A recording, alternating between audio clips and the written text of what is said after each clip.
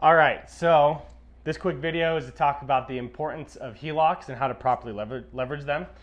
So before I kind of dive into the schematics of that, I just wanted to break down very simply what a HELOC is. So a HELOC is an acronym that stands for Home Equity Line of Credit. Okay? HELOC, Home Equity Line of Credit. Essentially what this is a loan that you can take on the equity of your home. So for those of you who don't know what equity is the difference of what you owe on your home versus what it's worth. Okay, so for example, if you owe 400 grand on your home, but if you were to sell it today, it's worth 550,000, your equity is 150 grand. All right, so kind of breaking this down in real life terms. And I'm going to go from the point of not as an investor, but as someone buying their first home with the intent to eventually get into real estate investing. So to keep numbers super easy, let's say you bought a home for $500,000 and you put 5% down. I know there's other programs out there, but one of the more common ones is 5%. 5% of 500 grand is 25 grand. Took me a second. Okay. Actually, let me make sure that's right. Double checking myself here. Yeah, okay, all right.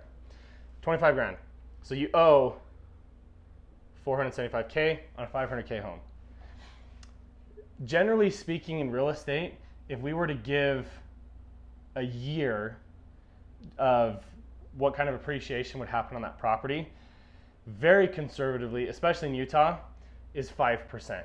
So if I go a $500,000 purchase price and I give it 1 year, there's a pretty good chance that after 1 year, that property is now worth 525 grand, okay? Hopefully that all makes sense. So how this works with HELOCs, right? So if you've been in your home for a few years, especially in the last few years, you've probably built up a good amount of equity. So I'm gonna switch colors here. Let's go back to that $500,000 example. And let's say it's been like 3 years. So you bought something 500 grand 3 years ago. Following that same rate of appreciation, I'm gonna just use very simple numbers just to keep it easy. Ballpark, your home would be worth somewhere in the like high fives, maybe even the low sixes, right? So I'm just gonna say 600K after 3 years, it's what it's worth, all right? That's just letting the market do its thing. That's just letting appreciation happen. On top of that, every single month, you're paying down your mortgage. So if I'm going off of rates today, 500K, your mortgage is probably somewhere around like 3,200 bucks. And let's say, just again, to keep numbers easy, 2,000 of that is interest, and then 1,200 of that is principal. What that means is that for every month that you're paying that mortgage, the $2,000 is basically just a fee, but then $1,200 is getting paid off each month, okay? So now I'm gonna dive into these numbers a little bit more realistically. So using this 500 grand that you put a $25,000 down payment on, so that puts you at 475 when you first bought the home. That's what you owed on the home.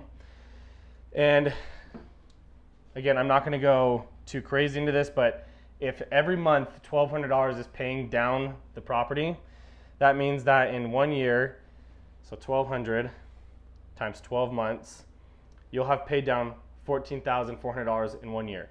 I'm gonna multiply that by 3 to show 3 years. So 43,200. Let me do that. 43,200 is what you have paid off on the property. So this puts today's value, what is that, 432, 431.8. 431,800, okay? This is what you owe on the property. And then on top of that, we'll factor in that appreciation, right? Because I talked about that earlier. So now you owe 431, but it's potentially worth 600. So the gap there, that difference is what I would call like your natural equity. Just simply from existing and owning property, you're paying it down and the market is bringing that value up. I know markets go up and down, it's a whole nother discussion, but generally speaking, on a 5-year cycle, you'll be good. So the difference in that, I'm just gonna round this up to 432. So what is that, 68? That's $168,000, okay? So what this is saying is in this home, there's $168,000 of cash that is not being leveraged or not being used. So this is why I love HELOCs. So if I back this up, and I'm gonna round that number down to 150, just to keep numbers super, super easy, okay? So the equity you have in your home, using that example of $500K purchase price over 3 years, brings it to 600, and then your mortgage got paid down to I'm rounding up, so we'll say 440 to keep it 450, because I said 150 earlier. So 450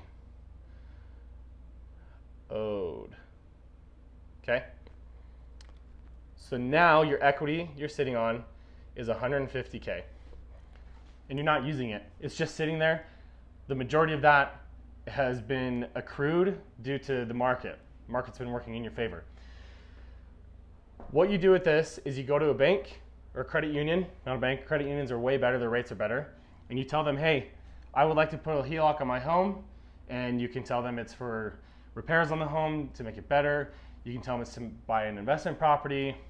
That's less than 2. But you can go in there, and what will happen is, even though it's a fair judgment to say you have 150K, banks and credit unions want to hedge their risk. So they usually won't loan the full 100%. Yes, there are some that can, but generally speaking, as a first timer doing this, you're probably going to get 80% of the value, and they're usually going to go off of a conservative estimate. So even though you know, okay, we could probably sell it for 600 today, what the bank will do is they'll probably say, yeah, your home is probably worth 550, okay? So if I take the 550 from the 450, that changes this to 100K. Hopefully this is all making sense. This is 100K of money that you actually could use. So what the bank will do is, like I said, they take that lower amount, and then you can go say, I want to pull an equity, and they'll give you a line of credit of 100K.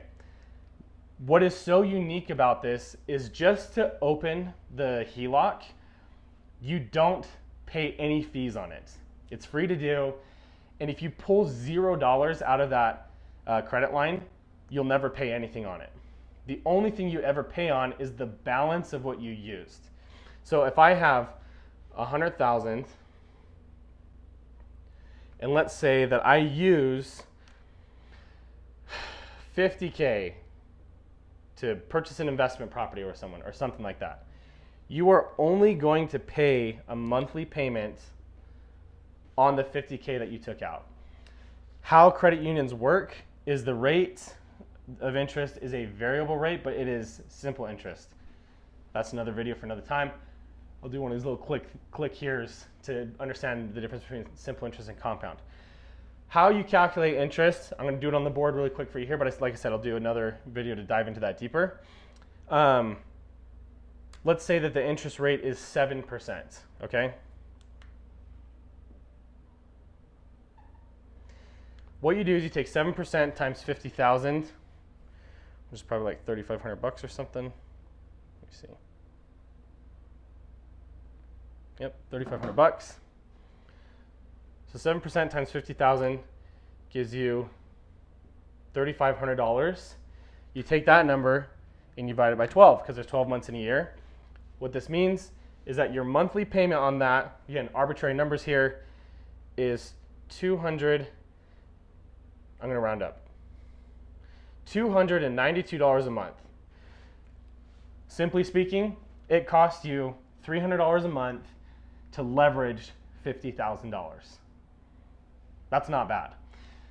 The reason that's great too is because if you find a property that cash flows more than the $300, then you will be making money off of someone else's money, or the market's money, or the bank's money. This is why I love HELOCs, because this is just one property, right? So you have one property with $100,000. And that $100,000, so that was scenario one. Let's go into scenario two. You bought an investment property with somebody. That $50,000, if you're doing 20% down on an investment, that creates a $500,000 investment that you own 50% of, assuming that that's how your partner and yourself divide that up. So if you have a $500,000 investment that you own 50% of, using that same model that I did on the first home, after 3 years, that'll go up to somewhere around $600,000. I'm gonna put property 2 right here. But then because you put $100,000 down initially, you started off owing $400,000. And so after that 3 years is up, this number is probably somewhere closer to like 340, 330. I'll put 340 to be safe. So now we have the difference there between 600 and 340. What is that? 260. 260K of equity. And then the bank, again, if we go that conservative route, let's say they only loan you a small, or 2/3 of that, so it's roughly like 180 ballpark. And then you have 50% of that ownership. So that 180 of what you own, of your initial investment of $50,000, is you now have the potential to pull a HELOC where you have access to 90K of it. There's a lot more detail that goes into this. It's not going to be these exact numbers. I want to make sure I'm giving these disclaimers often, because on investment properties, they do lower loan to value ratio. So whereas it's like roughly 80% if you own the home, if it's an investment property, it's closer to 70%. But hopefully you get the gist that your $50,000 investment from the money that you pulled from a bank that was essentially free for you to use bought you this property. It's been cash flowing, or at least breaking even and covering that payment. And now, after a couple years, you have 90K in equity you can leverage into another property. And going back to property 1, it's now been 6 years, so there's even more equity in that property. Possibly leverage that again. And you can see how this pattern will continue on and on and on and on. The biggest thing that's important to know with the HELOCs is that the payments are interests only, okay? What this means, that $292 payment that I calculated earlier, sorry, my handwriting's terrible. If you don't pay more than that payment on a monthly basis, the balance will always stay at $50,000. So if it's a $300 payment, just pay a little bit more, $400, $500, whatever, just to slowly whittle that down. The other thing you can do too is if you have bonuses at work or things like that, that's how I've done it, is just pay it off in big chunks. And what will happen is that initial 50K, and let's say over the course of a year you get a couple bonuses, and I don't know, let's say it's like roughly 10 grand that you pay down over the year, your monthly payment is now calculated off of $40,000. So 40,000 times, we'll use that 7% again, 2,800 divided by 12. So now that payment has gone from 292 to 233 on a 40K line of credit. So you can see as you're slowly paying this down, it whittles it down more and more.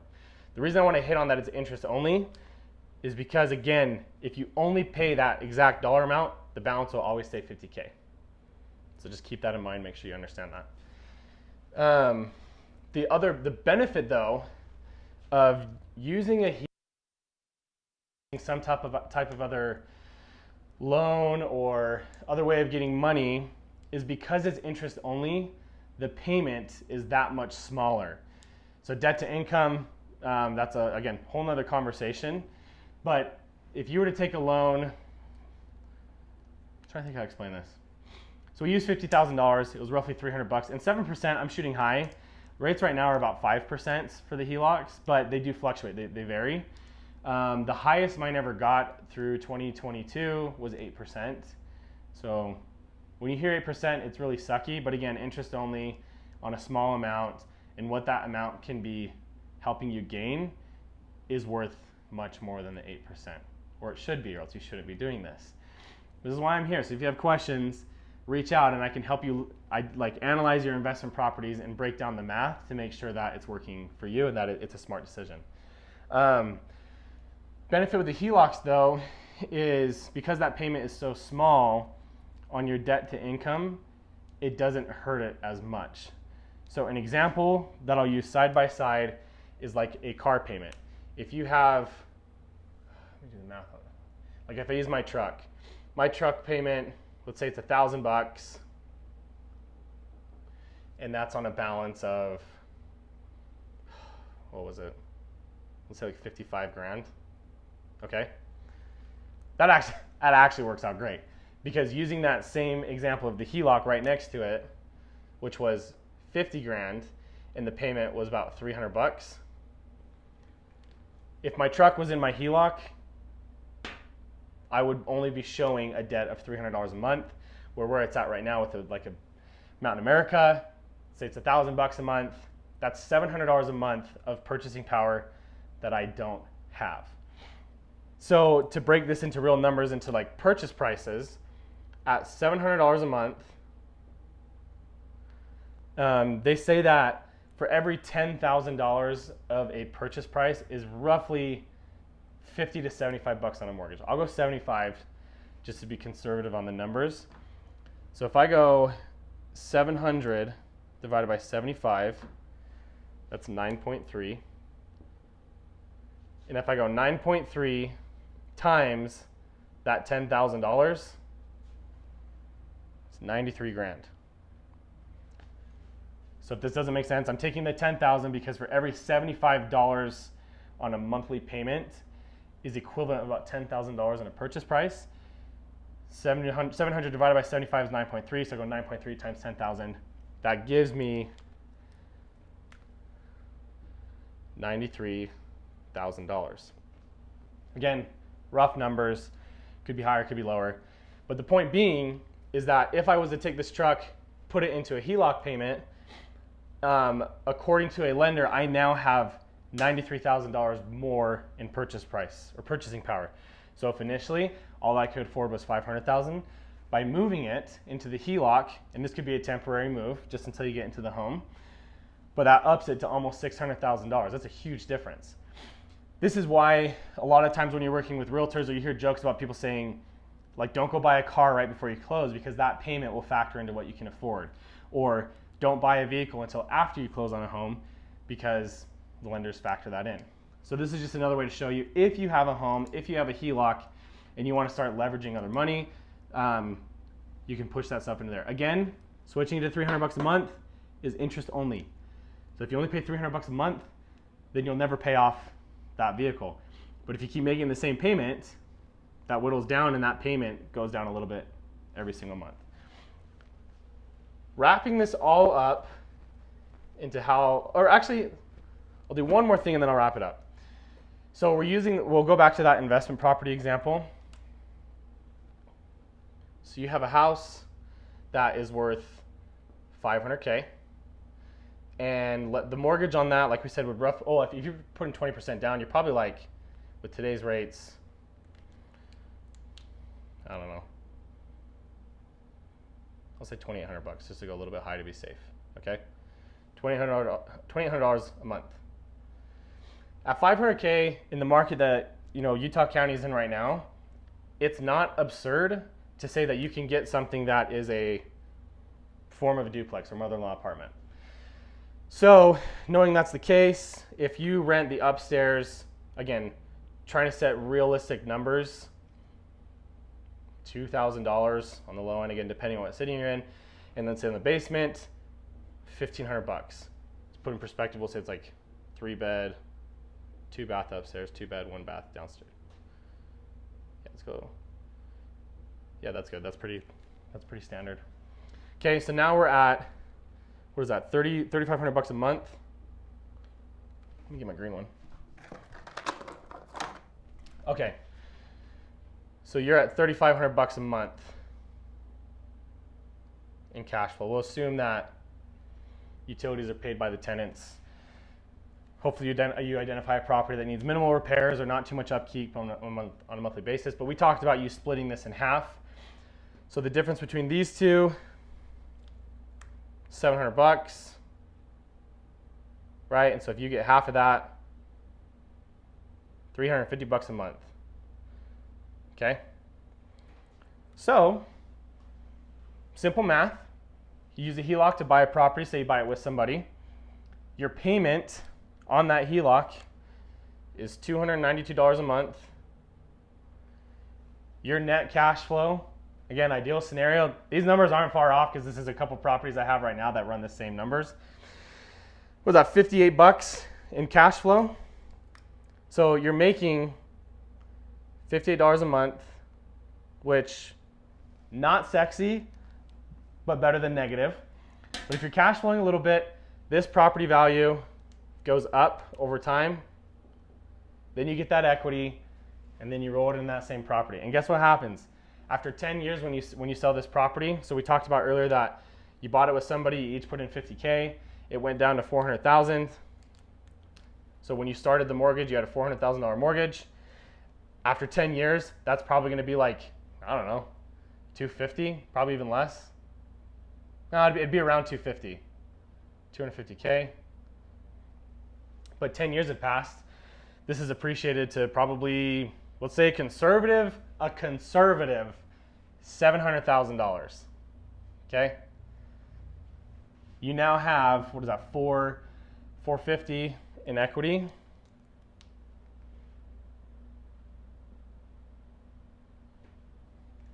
And then if you and your partner decide to sell that property, we know that you already took a HELOC out on this, over the 10 years, and you probably owe some money on that. But say you split that in half, so you and your partner get $225, and then let's say you upped your HELOC and it went up to $100,000. You're still netting $125K. So after 10 years, forget all these other numbers. But if you put in $50K and 10 years later you can pull out $125K, that's a pretty good return. That's not even factoring in this $100K that you leveraged for other properties, the small cash flow you got every month. That's not factoring in that rents go up 10-ish%, 8 to 12% on a yearly basis. Well, in Utah County, your national average is like 5%.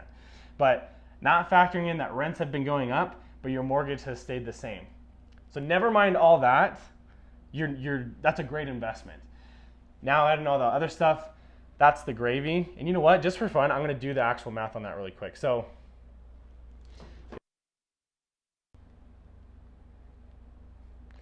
$3,500 a month times an increase of 5%. It's just shy of $200. So for the whole building, $36.75. So that's year one times 1.05. Year two, year three, year four, year five, year six, year seven, year eight. I'm just going to stop at year 8 because that's just doing 5% increases. And for those wondering the math, I'm just going whatever the new answer is times 1.05. So I'll have 5%, 105%. Hopefully that makes sense. So by year 8, that went from $3,500 a month to $5,171. Difference of that math, $3,500 a month is $1,600, which you're getting, well, $1,671. Divide that by 2, because that's your portion. That is a cash flow of $835 a month, assuming you still have that HELOC and you've never paid it down at this point. Let's pretend that you didn't put any money into it. So we can subtract the $300. You are still netting year 8, $535 on a monthly basis, which is a little over $6,000 a year. So this is getting pretty cool, right? Seeing all these numbers. So for those last 3 years, roughly 6 grand. That's 18 grand in those 3 years. And then every year, right, it's from the day you start until year 10, it just increases little by little. But if I'm ballparking it, you're probably somewhere conservatively around 30 grand that you've made just in your rents. So adding the 30 grand to this, from a tax perspective, roughly you can write off about 12K a year. So 12 times 10, that's another 120K. So your total conservative net is roughly 275 off of a $50,000 investment that you leveraged using banks' money that they were willing to give you because the market of real estate made your home appreciate. I hope this all makes sense, but again, this is why I love HELOCs. This is a very high level beginner class, but I'll be doing more that goes more in depth into it. But get a HELOC. If you own a home, get a HELOC. If you're about to buy a home, wait a month after you close, get a HELOC so you can use that down payment that you just put down. There's so many good reasons to use this, but the biggest thing that I'll warn you about is you have to be good with your finances. You have to know how much is coming in, how much is going out, because we don't want you ending up being upside down. So thank you for taking the time to watch this video. I hope you enjoyed it. Stay tuned for more videos, and we'll see you around.